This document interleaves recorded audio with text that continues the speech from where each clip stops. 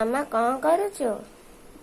Chicken ମସଲା କଷୁଛି ଦେଇକି first ଚିନି ପକେଇଲି, ତେଲ ତାତିଗଲା ଚିନି ପକେଇଲି, ଦେଖ ଚିନି ତାତିଗଲାନି ଟିକେ ଦେଖ ହେଲା। ତାପରେ କଣ କଲି କହିଲୁ, ଏ ଗୋଟା ମସଲା ପକଉଛି ଦେଖ, ଲବଙ୍ଗ, ଗୁଜୁରାତି, ଗୋଲମରିଚ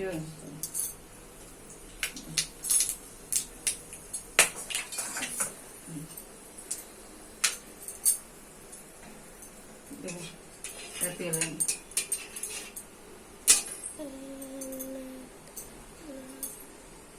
ପିଆଜ ପକେଇଦେବି, ମସଲା ଟିକେ ଲାଗିଯିବ ନା, ତେଣୁ ମୁଁ କଣ କରୁଛି କହିଲୁ ଆଗ ତ ଟିକେ ଲୁଣ ପକେଇଦେବି, ଦେଖ ଆଗ ଲୁଣ ପକେଇଦେବି ମସଲା ନ ଲାଗିଯିବ ହେଲା।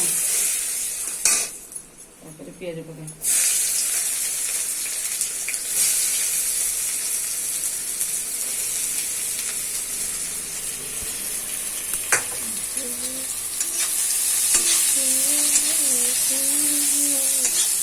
ଦେଖିଲି ପିଆଜ ଟିକେ ଲାଲ ମାମା